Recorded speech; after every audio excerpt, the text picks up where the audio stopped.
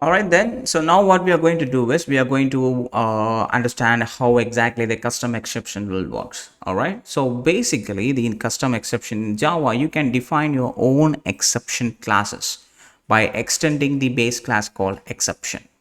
Right. This allows it doesn't mean that you can use only the base class, or you can use one of its subclasses also. That's fine, totally fine. This allows you to create a custom exception type tailored to your own specific application requirements. All right. So let me show you a simple example over here.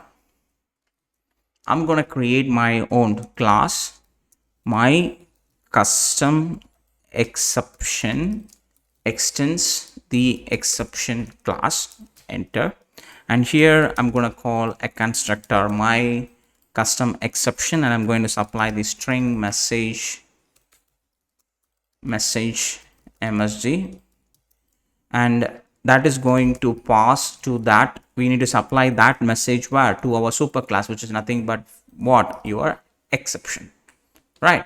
So now how I can throw that particular message. So what I have to do is so here I'm going to check if the b value is equals to 0, then what I need to do, I need to throw my own custom exception new my custom exception, then I need to supply.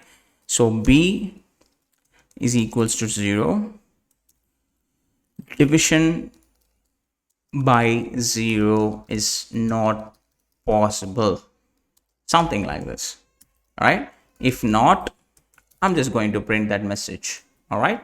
So why I need to use the if condition, because if you are directly using it, it will always triggers the default exception only. It is not going to trigger your own custom exception. You need to mention you are trying to mention your own exception, right? At that point you need to manually check the condition, then you need to throw that issue, then only it will work. So let's try to make it over here.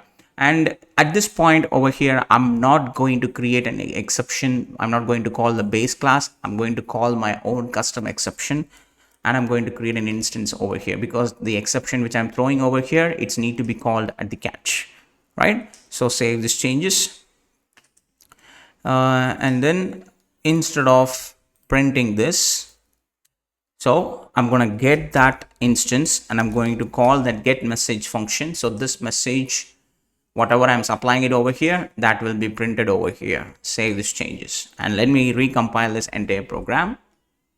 No issues, clear. And now let me run this program. 5, and now if I supply 0, you can see b is equals to 0, division by 0 which is not possible, and the program is executed. And if I run it one more time, and if I supply the both values are same, the answer will be 1.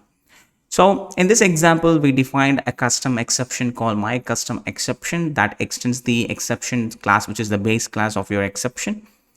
We then throw an instance of the custom exception class by checking an if condition over there. Whenever the b value is equals to 0, we are raising a new exception by creating a new instance for my own class, and I'm sending a message to it, and that message will be passed to your base class by using the super method, right? And inside the catch block, I'm creating an instance for the exception which I raised by myself, and I'm using that instance to get that message, and this is automatically invoked by the base class, which is coming from your base class, right?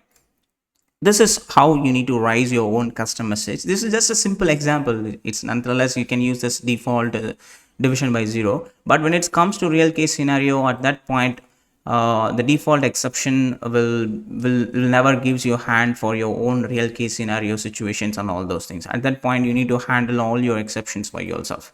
So you need to create different exceptions, and you can raise it and whenever you needed it. That's the point over here, right? So this is all about the exception handling, and this is the most efficient way that you need to use the custom exceptions and the default exceptions, right? So I will see you in the next video.